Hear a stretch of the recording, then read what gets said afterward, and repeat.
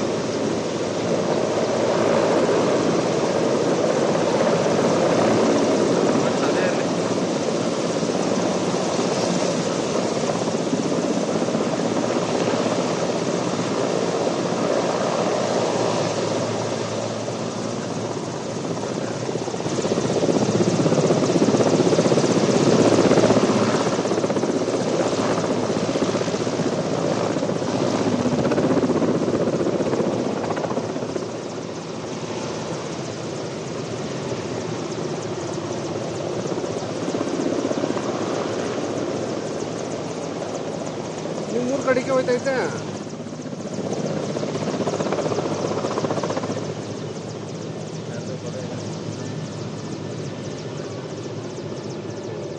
Okay, ಪ್ರಧಾನಿ ನರೇಂದ್ರ ಮೋದಿ ಅವರು ಈಗ ಮೈಸೂರಿನತ್ತ ಪ್ರಯಾಣ ಬೆಳೆಸ್ತಾ ಇರೋದನ್ನ ತಾವು ನೋಡ್ತಾ ಇದ್ದೀರಾ.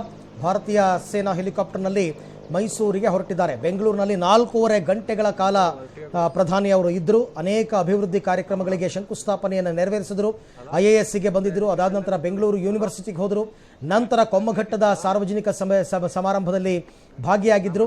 ಕೊಮ್ಮಘಟ್ಟದ ಹೆಲಿಪ್ಯಾಡ್ನಿಂದ ನೇರವಾಗಿ ಈಗ ಮೈಸೂರಿನತ್ತ ಪ್ರಯಾಣ ಬೆಳೆಸ್ತಾ ಇದ್ದಾರೆ. ಪ್ರಧಾನಮಂತ್ರಿ ಅವರನ್ನು ಹೊತ್ತಂತಹ ಹೆಲಿಕಾಪ್ಟರ್ ಜೊತೆಯಲ್ಲಿ ಇನ್ನೂ ಎರಡು ಹೆಲಿಕಾಪ್ಟರ್ಗಳಿದೆ. ಸೊ ಎಲ್ಲರೂ ಕೂಡ ಈಗ ಮೈಸೂರಿನತ್ತ ತೆರಳುತ್ತಾ ಇದ್ದಾರೆ. ಮೂರು ಹೆಲಿಕಾಪ್ಟರ್ಗಳು ಕಾಣಿಸ್ತಾ ಇದೆ. ಕರೆಕ್ಟಾಗಿ 5 ಗಂಟೆ 30 ನಿಮಿಷಕ್ಕೆ ಅದು ಲ್ಯಾಂಡ್ ಆಗುತ್ತೆ. 50 ನಿಮಿಷಗಳ ಪ್ರಯಾಣ ಹೆಲಿಕಾಪ್ಟರ್ನಲ್ಲಿ. ಹಾಗೆ ನೋಡೋಕ್ಕೆ ಹೋದರೆ ಹೆಲಿಕಾಪ್ಟರ್ನಲ್ಲಿ 50 ನಿಮಿಷಗಳ ಪ್ರಯಾಣ. ಸೊ ಆ ಪ್ರಯಾಣ ಮುಗಿದ ನಂತರ ಇನ್ನು ಮೈಸೂರು ಸೇರ್ತಾರೆ. ಮೈಸೂರಿನಲ್ಲಿ ಬೇರೆ ಬೇರೆ ಕಾರ್ಯಕ್ರಮಗಳು. ಮಹಾರಾಜ ಕಾಲೇಜು ಮೈದಾನದಲ್ಲಿ ಸಾರ್ವಜನಿಕ ಕಾರ್ಯಕ್ರಮ, ಸಂವಾದ, ಅಲ್ಲೇ ಕೆಲವು ವಿವಿಧ ಅಭಿವೃದ್ಧಿ ಕಾಮಗಾರಿಗಳಿಗೆ ಅವರು ಚಾಲನೆಯನ್ನು ಕೂಡ ಕೊಡ್ತಾರೆ. 5 ಗಂಟೆ 30 ನಿಮಿಷದಿಂದ 6:45 ತನಕ ಮಹಾರಾಜ ಗ್ರೌಂಡ್ನಲ್ಲಿ ಇರ್ತಾರೆ. ನಾವಾಗಲೇ ತೋರಿಸ್ತಾ ಇದ್ವಿ, ಸಿಕ್ಕಾಬಟ್ಟೆ ಜನ ಸೇರಿದ್ದಾರೆ ಕಾರ್ಯಕ್ರಮದಲ್ಲಿ, ಸಂವಾದದಲ್ಲಿ ಭಾಗಿಯಾಗೋದಕ್ಕೆ ಅಂತಂದ್ಬಿಟ್ಟು. ಅದಾದ ನಂತರ ಆ ಕಾರ್ಯಕ್ರಮವನ್ನು ಮುಗಿಸಿ ನಂತರ ಬೈ ರೋಡ್ ಸುತ್ತೂರು ಮಠಕ್ಕೆ ಭೇಟಿ ಕೊಡ್ತಾರೆ. ಚಾಮುಂಡಿ ಬೆಟ್ಟದ ತಪ್ಪಲಲ್ಲಿ ಇರ್ತಕ್ಕಂಥ ಸುತ್ತೂರು ಮಠ, ಅಲ್ಲಿ ಶ್ರೀಗಳ ಆಶೀರ್ವಾದವನ್ನು ಪಡ್ಕೊಂಡು ನಂತರ ಚಾಮುಂಡಿ ಬೆಟ್ಟಕ್ಕೆ ಕೂಡ ಹೋಗುವಂತಹ ಕಾರ್ಯಕ್ರಮ ಇದೆ. ಚಾಮುಂಡಿ ಬೆಟ್ಟಕ್ಕೆ ಹೋಗ್ತಾರೆ. ಅಲ್ಲಿಗೆ ಚಾಮುಂಡಿ ಬೆಟ್ಟದಲ್ಲಿ ಹೋಗಿ ಪೂಜೆಯನ್ನು ನೆರವೇರಿಸಿದ ಬಳಿಕ ಅಲ್ಲಿಗೆ ಅಧಿಕೃತವಾಗಿ ಇವತ್ತಿನ ಕಾರ್ಯಕ್ರಮಗಳು ಮುಕ್ತಾಯ ಆಗುತ್ತೆ. ಮೈಸೂರಿನಲ್ಲೇ ಅವರು ತಂಗುತ್ತಾರೆ ಇವತ್ತು ರಾಡಿಸನ್ ಬ್ಲೂ ಹೋಟೆಲ್ನಲ್ಲಿ. ಅದಾದ ನಂತರ ನಾಳಿನ ಕಾರ್ಯಕ್ರಮಗಳು, ಯೋಗ ಡೇನಲ್ಲಿ ಭಾಗಿಯಾಗ್ತಾರೆ ಅರಮನೆ ಮುಂಭಾಗದಲ್ಲಿ. ನಂತರ ಅವರು ದೆಹಲಿಯತ್ತ ತೆರಳುತ್ತಾರೆ. ಇಷ್ಟು ಕಾರ್ಯಕ್ರಮ. ಅಲ್ಲಿಗೆ ಬೆಂಗಳೂರು, ರಾಜ್ಯ ರಾಜಧಾನಿ ಬೆಂಗಳೂರಿಗೆ ಅವರು ಆಗಮಿಸಿದರು. ಅದಾದ ನಂತರ ಆಗಮನದ ನಂತರ ಹಲವಾರು ಕಾರ್ಯಕ್ರಮಗಳಲ್ಲಿ ಭಾಗಿಯಾದರು. ಒಂದು ಸುದೀರ್ಘ ಭಾಷಣವನ್ನು ಕೂಡ ಮಾಡಿದ್ರು. ಬೆಂಗಳೂರಿಗರನ್ನು ಉದ್ದೇಶಿಸಿ ಕನ್ನಡದಲ್ಲೇ ಮಾತನ್ನು ಶುರು ಮಾಡಿದ್ರು. ಅದಾದ ನಂತರ ತಮ್ಮ ಸರ್ಕಾರದ ಸಾಧನೆ ಮತ್ತು ಬೆಂಗಳೂರಿನ ಅಭಿವೃದ್ಧಿಗೆ ಕೇಂದ್ರ ಸರ್ಕಾರದ ಕೊಡುಗೆಗಳು ಏನು ಅಂತಕ್ಕಂಥದಕ್ಕೆ ಸಂಬಂಧಪಟ್ಟಂತೆ ಮಾತನಾಡಿದ್ರು. ಇಲ್ಲಿ ಬೀಳ್ಕೊಡೋದಕ್ಕೆ ಕೂಡ ಸಾಕಷ್ಟು ಜನ ಬಂದಿದ್ದರು ಪ್ರಧಾನಿ ಮೋದಿ ಅವರನ್ನ ಕೊಮ್ಮಘಟ್ಟ ಹೆಲಿಪ್ಯಾಡ್ನಲ್ಲಿ. ಅಲ್ಲಿ ಯಾರೋ ಕಾಲಿಗೆ ನಮಸ್ಕಾರ ಮಾಡೋಕ್ಕೆ ಹೋದರು. ಅದಕ್ಕೆ ಒಪ್ಪಲ್ಲ ಅವ್ರಿಗೆ ಅದು ಕೋಪ ಬಂದ್ಬಿಡುತ್ತೆ ಯಾರಾದರೂ ಕಾಲಿಗೆ ನಮಸ್ಕಾರ ಮಾಡಿದ್ರೆ, ಮಾಡಿಕೊಡ್ದು ಅನ್ನೋ ರೀತಿಯಲ್ಲಿ. ಸೊ ಅವರೆಲ್ಲ ಬೀಳ್ಕೊಡುಗೆ ಆದ ನಂತರ ನೋಡ್ತಾ ಇದ್ದಾರೆ ದೃಶ್ಯದಲ್ಲಿ ತಾವೀಗ. ಯಾರೋ ಒಬ್ಬರು ಮಧ್ಯದಲ್ಲಿ ಅಡ್ಡ ನಿಂತರು ನೋಡಿ, ಇಲ್ಲಿ ಇದನ್ನು ಒಪ್ಪಲ್ಲ ಅವರು. ಆ ಥರ ಕಾಲಿಗೆ ನಮಸ್ಕಾರ ಮಾಡಬಾರ್ದು, ಆ ಥರ ಯಾವ ಸಭೆ ಸಮಾರಂಭಗಳಲ್ಲೂ ಮೋದಿಯವರು ಅದನ್ನು ಒಪ್ಪಲ್ಲ ಯಾರು ಕೂಡ. ನೋಡಿ ಆನಂತರ ಅವರು ಮುಂದಕ್ಕೆ ಹೋಗೇ ಬಿಟ್ರು. ಎಲ್ಲರಿಗೂ ನಮಸ್ಕಾರ ಮಾಡಿ, ಅದೊಂದು ಸಂಸ್ಕೃತಿ ಅವರದ್ದು. ಎಲ್ರಿಗೂ ನಮಸ್ಕಾರ ಮಾಡಿ ಎಲ್ರಿಗೂ ಕೂಡ ಧನ್ಯವಾದಗಳನ್ನ ತಿಳಿಸಿ ನಂತರ ಅಲ್ಲಿಂದ ಪ್ರಧಾನಿ ಮೋದಿಯವರು ನಿರ್ಗಮಿಸಿದ್ದಾರೆ. ಈಗಷ್ಟೇ ಹೊರಟಿದ್ದಾರೆ. ಪ್ರಧಾನಿಯವರ ಜೊತೆಯಲ್ಲಿ ನಾನು ನೋಡಿದ ಪ್ರಕಾರ ಈ ಹೆಲಿಕಾಪ್ಟರ್ನಲ್ಲಿ ಥಾವರ್ ಚಂದ್ ಗೆಹ್ಲೋಟ್ ಅವರು ಹೊರಟರು, ರಾಜ್ಯಪಾಲರು. ಅವ್ರ ಜೊತೆಯಲ್ಲಿ ಮುಖ್ಯಮಂತ್ರಿ ಬಸವರಾಜ ಬೊಮ್ಮಾಯಿ ಅವರು ಕೂಡ ಹೆಲಿಕಾಪ್ಟರ್ನ ಹತ್ತಿದ್ದಾರೆ.